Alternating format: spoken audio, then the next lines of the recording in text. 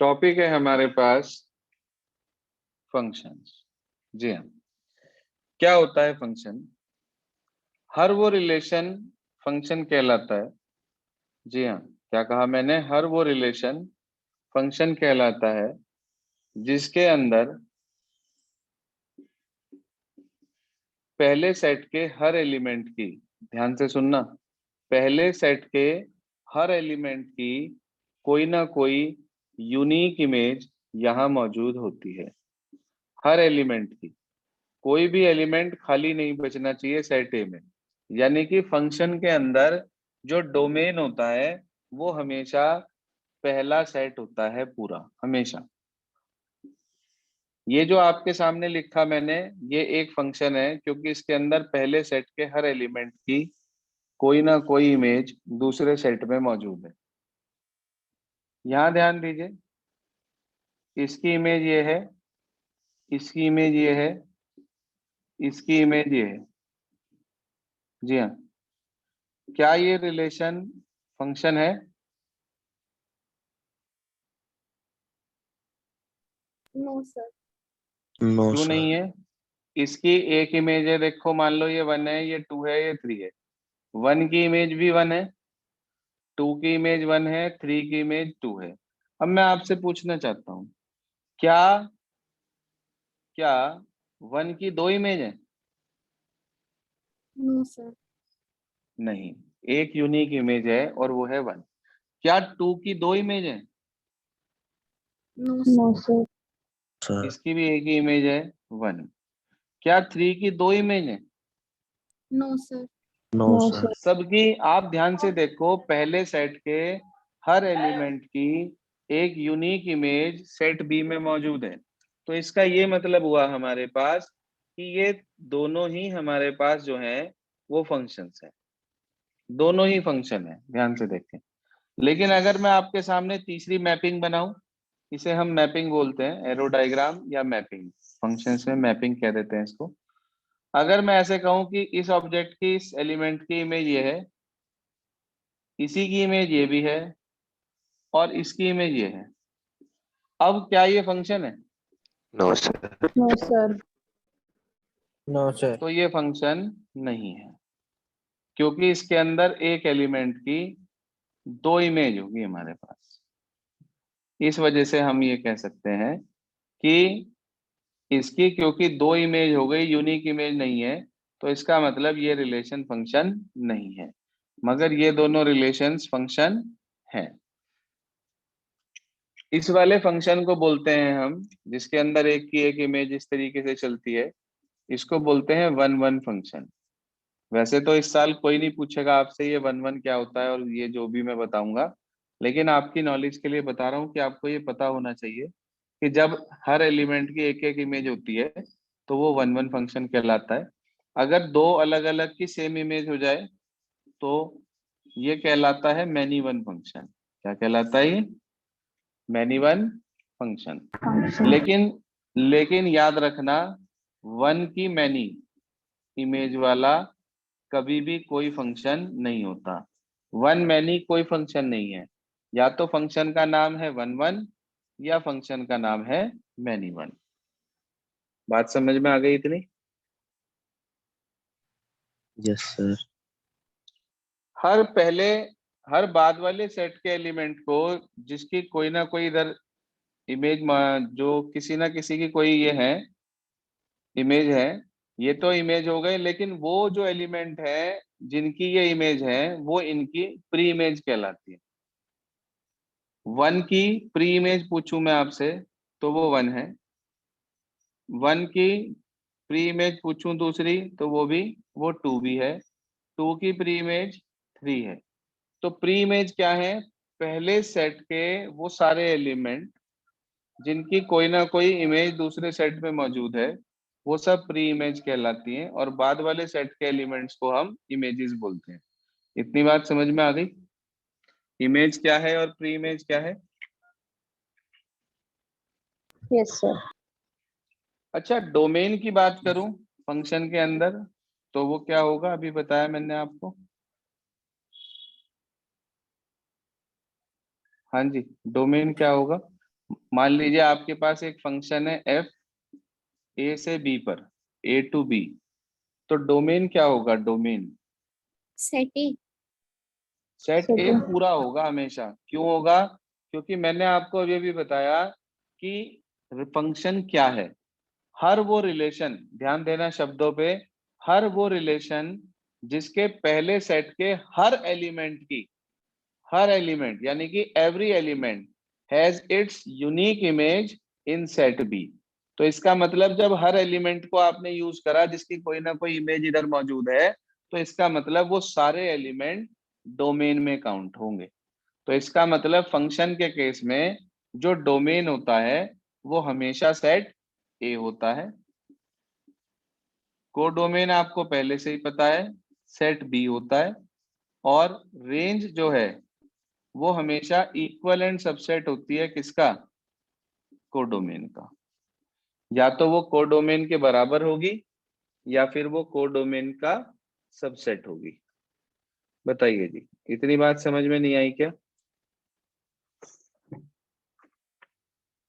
आगे सर आगे। अब इसके बाद बात आती है कि फंक्शन की डेफिनेशन क्या है, किसको हम फंक्शन कहते हैं। तो वो आप अपनी बुक से नोट करेंगे, मैं आपको लिखवा नहीं रहा हूं आज। पेज नंबर 36 निकालें एनसीईआरटी बुक में, वहां पर डेफिनेशन लिखी है, डेफिनेशन 5, वहां से आप नोट करेंगे।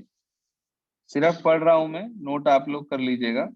3-4 तरीके से आपको इसकी डेफिनेशन बता रखी है। पहला, a relation F from a set A to a set B is said to be function.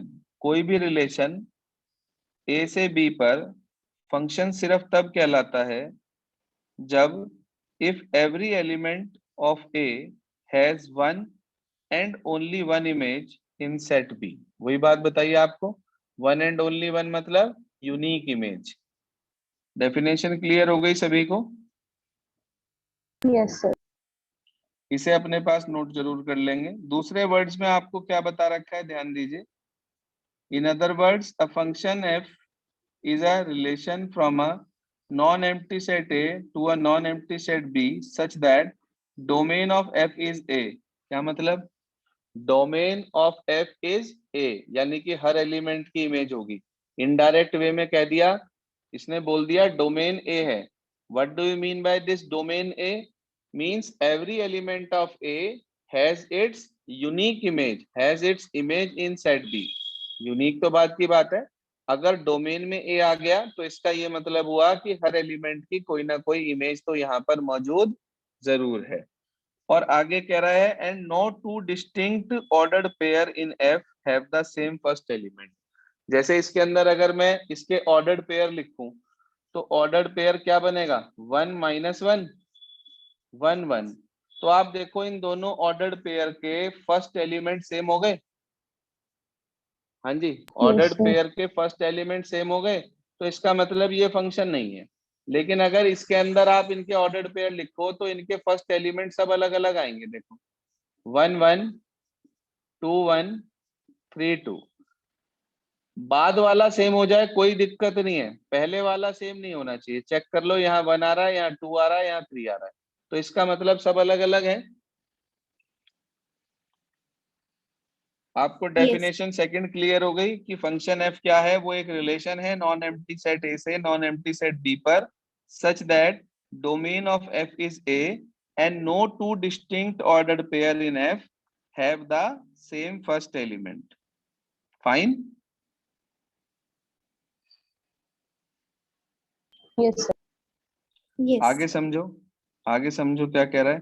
कह रहा है अगर एफ एक फंक्शन है इस तरीके से कि ए बी एफ को बिलोंग कर रहा है, मतलब ऑर्डर्ड पेयर जैसे यहाँ पे 2 1 है या 1 1 है, ये 3 1 है, ये मान लीजिए एफ को बिलोंग कर रहे हैं इस तरीके से कि ए पुट करने पर बी आया, यानी कि F A equal to B. तो मैंने बताया था बी को क्या कहते हैं? हाँ जी, बी को क्या कहते हैं? बाद वाले को इमेज, प्री इमेज। बी को यस सर। ना ना ना ना, प्री इमेज। इमेज नहीं भाई, बाद वाले को कहते हैं image. B is called the image of A under F. और ए को क्या बोलते हैं? शुरू वाले को, इसको क्या बोलते हैं बताया था प्री मैंने, a image. Is pre image of the under F. और अगले पेज पे सबसे पहली लाइन देखिए, बता रखा है the function F from A to B is denoted by F A to B. ये भी फॉर्मेट आपको बता दी मैंने कि किसी भी फंक्शन को इस तरीके से रिप्रेजेंट किया जाता है, function F from A to B. I think it is very clear now. Yes sir. Definition आप अपनी बुक से लिख लीजिएगा, दोनों डेफिनेशन लिखकर, ये प्री इमेज वाला भी और पेज 37 की पहली लाइन तक आप अपनी नोटबुक में लिख लीजिएगा। एग्जाम्पल 10 देखिए क्या कहना चाहता है। एग्जाम्पल 10 में हमें ये कहा गया, इसे हटा रहा हूं,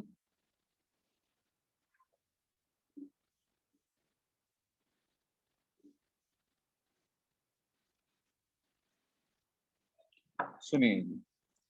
एग्जाम्पल 10 में आपसे ये कहा गया let n be the set of natural number. n हमारे पास सेट है नेचुरल नंबर का, and relation r be defined on n such that, इस प्रकार से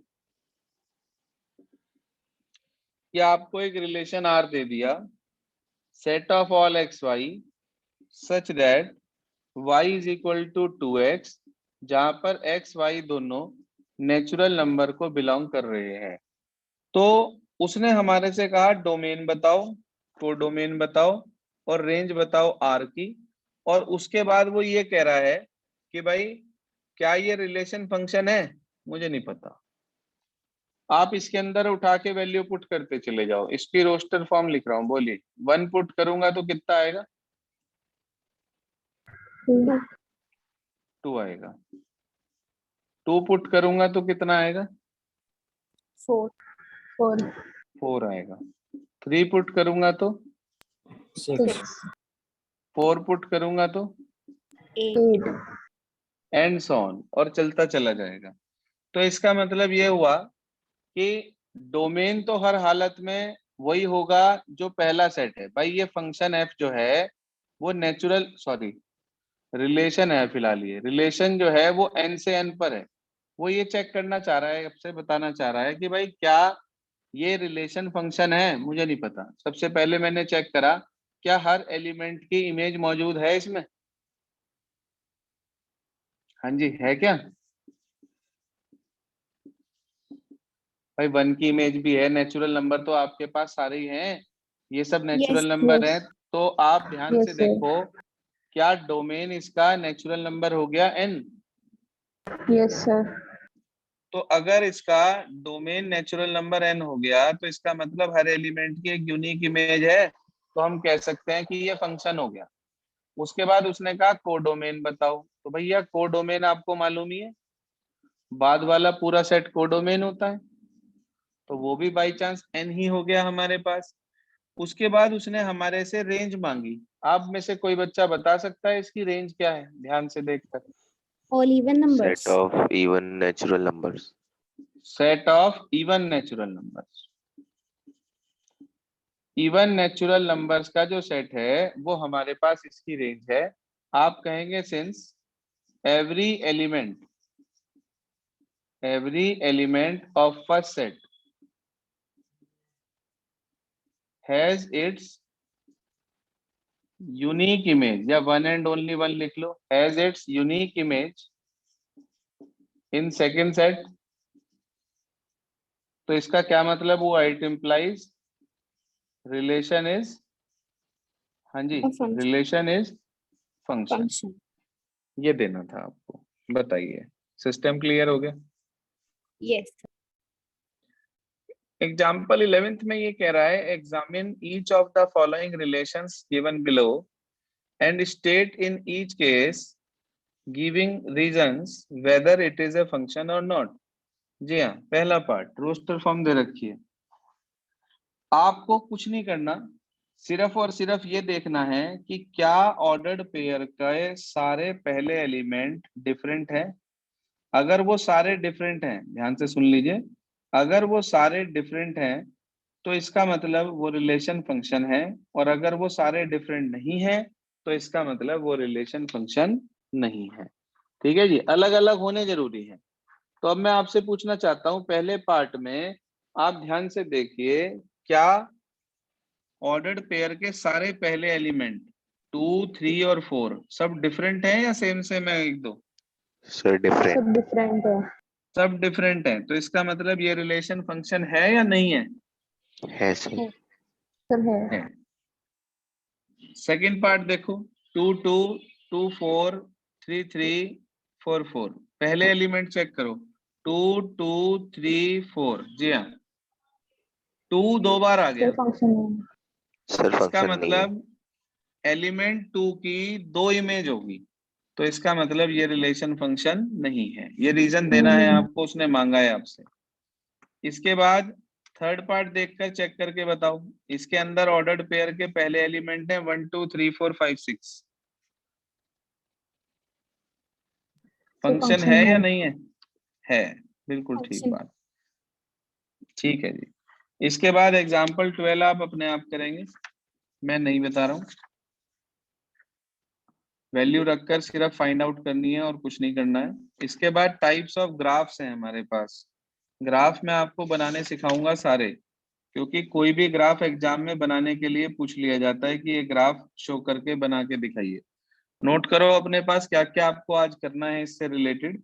एक तो एग्जाम्पल नंबर 10, 11, 12, उसके बाद एग्जाम्पल नंबर 16, 17। जी हाँ, एग्जाम्पल कौन कौन से दिए मैंने आपको? Example number 10, 11, 10, 11, 12। 12, 16, 17। ये तो आपको एग्जाम्पल्स करने हैं जी इस एक्सरसाइज से। और एक्सरसाइज नंबर 2.3 निकाले जरा। उस 2.3 एक्सरसाइज से आप आज ट्राई करेंगे क्वेश्चन नंबर 1, 3 और 4। क्वेश्चन नंबर 1, 3 और 4। तो ये 3 तो क्वेश्चन आपको करने हैं और 5 एग्जाम्पल करने हैं। ये 8 क्वेश्चन आपके पास हैं, प्लस पिछला अगर किसी का कुछ भी पेंडिंग है, then you have to complete that work also. वो अपना वर्क पूरा करना है आपको। कल मैं आपको इसके डोमेन रेंज वाले क्वेश्चन, जो फंक्शन दिए हुए होते हैं रियल फंक्शंस, उसके हेल्प से सिखाऊंगा। मेन काम वही है इस एक्सरसाइज का।